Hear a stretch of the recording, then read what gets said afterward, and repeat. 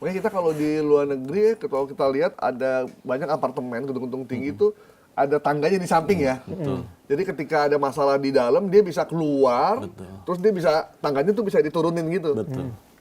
Kayak di kita nggak ada kayak gitu ya? Nggak ada. Maksudnya? Dan kemarin tragisnya kan mereka harus merakit sendiri tangga-tangga itu, disambung-sambungin, terus baru dipakai untuk turun dan sempat terombang-ambing di lebihan live kita kan terombang-ambing. Iya sih. Ini, sangat riskan. Ternyata Om Riko, ini si Michael Wisnuwardana ini, dia ini adalah salah satu managing director di perusahaan, jadi perusahaan teknologi itu ya sebutannya, yang bergerak di bidang pertambangan, energi, agrikultur, hingga pemetaan infrastruktur besar. Jadi banyak proyek strategis nasional menggunakan jasa Terradrone ini. BUMN. Beberapa BUMN menggunakan Terradrone, termasuk dia tuh, dia lulusan ITB ternyata. ITB. Sama kayak si paling Aceh itu ya. Dia ITB juga ya, Gerindra ya. Emang ITB nih ya. Bagus-bagus ITB itu. Dan dia sering jadi pembicara internasional di berbagai forum. Dan dia ini adalah orang yang melakukan riset berbasis AI dan fotogrametri. Ini perusahaan besar nih. Proyek itu ada di beberapa wilayah di Indonesia. Misalkan dia membangun kawasan industri nikel dan smelter 2021. Pemetaan nikel dan smelter di Sulawesi Tengah dan Tenggara, Konawe, Morowali. Iya ternyata Makanya nih. musibah kebakaran ini kan dapat sorotan dari media asing juga. Iya, bener. Salah satunya dari media Cina itu Xinhua atau sama Jepang apa gitu ya? Iya, dapat sorotan dari media asing karena memang perusahaan besar ini. Gitu. Inspeksi infrastruktur migas berbasis AI di Jawa Barat, Riau, dan Kalimantan. Digitalisasi tambang batubara 2020-2025 masih baru-baru ini ya di Kalimantan Timur dan Kalimantan Selatan. Kemudian survei udara jalan tol dan pelabuhan besar. Wah. Nah, kok ini kan ini perusahaan besar dengan proyek-proyek yang besar pula. Tadi kita udah bahas dia punya kantor di Bandung Ruko, dan Jakarta. Di Jakarta, di Ruko nggak tahu saya di Cicendo saya nggak tahu apakah di Gubuk atau di mana sih kita nggak ngerti ya. Ini kan kayak perusahaan omsetnya besar, tapi seolah menutup diri jadi kayak perusahaan kecil gitu. Kayak pelaku UMKM. Kayak pelaku UMKM. Sementara yang dia simpen tuh adalah baterai lithium yang nggak bisa sembarangan sebenarnya. Ini udah melanggar aturan ya sebenarnya. Itulah. Jadi padahal pemasukannya gede ya kan, tapi nasibnya karyawannya nggak dipikirin banget. Gimana keselamatannya juga. Yang dipikirin cuma cuan aja ya kan. Maksud lo ada perusahaan suka cuan aja karyawannya nggak dapat itu gitu.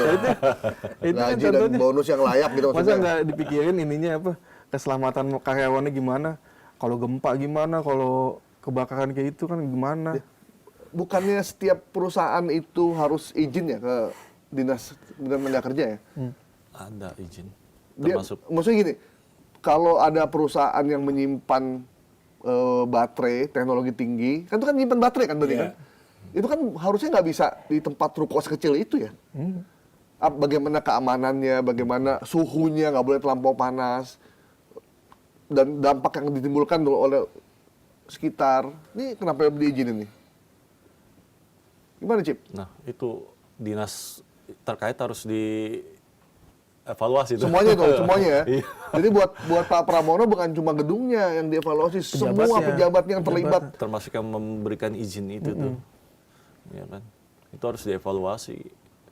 Gitu. Dan harusnya juga Pemprov DKI juga melakukan semacam evaluasi berkala setiap berapa bulan sekali untuk mengecek gedung-gedung yang ada di Jakarta. Apalagi data sudah jelas, sekitar 690 sekian gedung di Jakarta tidak layak.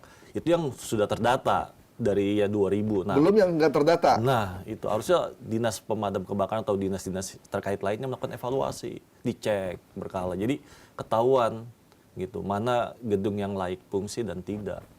Gitu. Ya, maksudnya emang ini ya, maksudnya jumlah kita belum saya ya sepanjang keliling Jakarta ya, belum melihat, belum banyak beberapa tempat yang kita datangi itu memang, bahkan gedung yang besar sekalipun itu memang mitigasi bencananya kurang gitu. Gimana Mas? Kalau pernyataan dari Polres Jakarta Pusat kemarin saat kebakaran terjadi itu menyatakan bahwa gedung di lantai dasar gedung itu menjadi gudang penyimpanan baterai. Ini sangat janggal. Jangannya ini benar rawan terbakar seperti bubuk mesiu kan itu sebenarnya. Oh iya benar ya. Iya. Harusnya di atas dong. Kalau terbakar kan apinya ke atas itu. Asapnya ke atas. Ya, satu itu.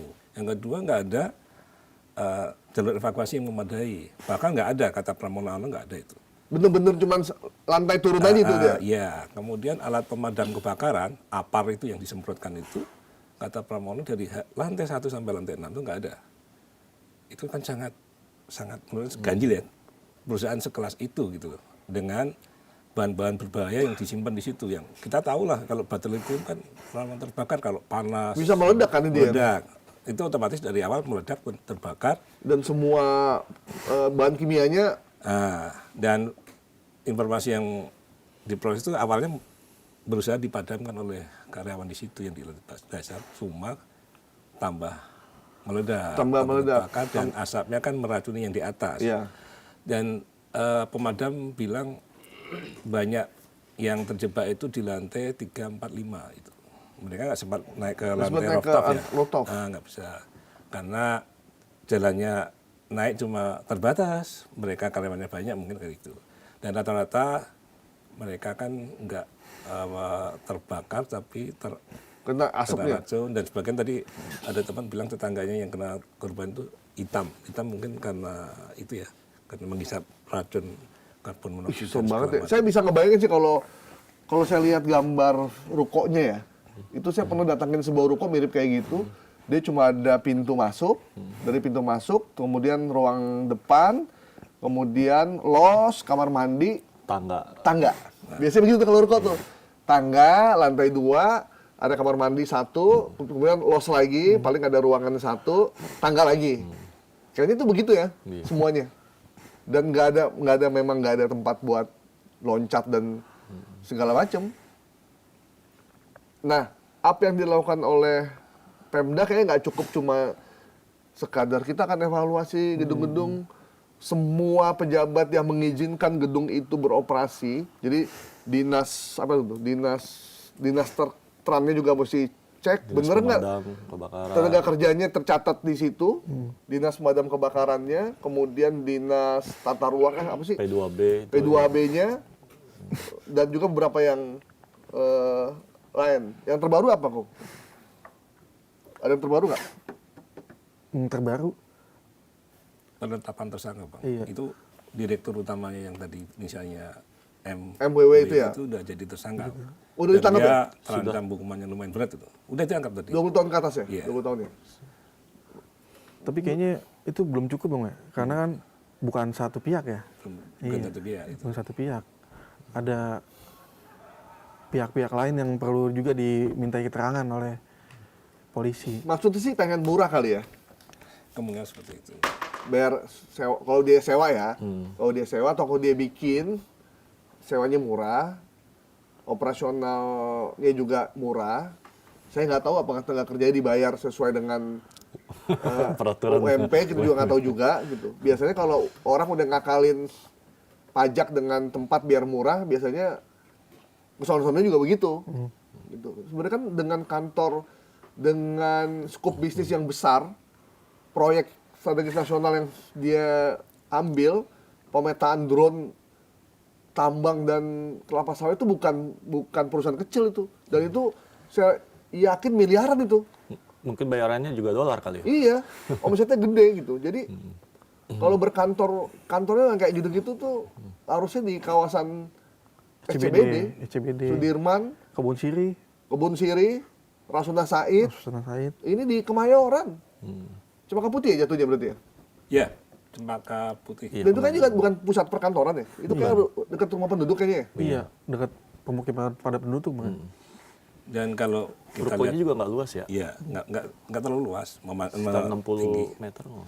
Kalau kita lihat juga di company profile-nya itu, drone yang dia punya itu nggak abal-abal kaleng-kaleng, besar, bisa ngangkut, yang disebut bisa ngangkut barang dan Saya belum pernah lihat sih mas, tadi drone bisa ngangkut barang tuh berarti kita drone-nya keren sebelum banget ini ya? sempat diskusi, sempat lihat, dan ternyata memang ya bukan drone yang buat penggemar hobi Yang gitu. buat main-mainan gitu ya? Buat konten Buat bukan. konten bukan ya? Bukan. Ini memang drone Khusus canggih. untuk canggih gitu loh. Harusnya ya untuk safety-nya kan nggak di situ ya, karena itu barang mahal gitu. Iya, bahkan saya kemarin sempat lihat ada tukang cukur apa barbershop di Jalan Kemang Raya. Iya. Masa Cukur kalah? berapa sih? Masa kalah? Malam cukur paling 100.000. Di Kemang Raya. Berarti kan, berarti dia mampu bayar itu. Ini kan perusahaan miliaran. Masa kantornya di Kemayoran? Coba dicek juga itu pembayaran pajak ya gimana. Jangan-jangan yang tadi Bang Gaib bilang semuanya serba minimalis gitu.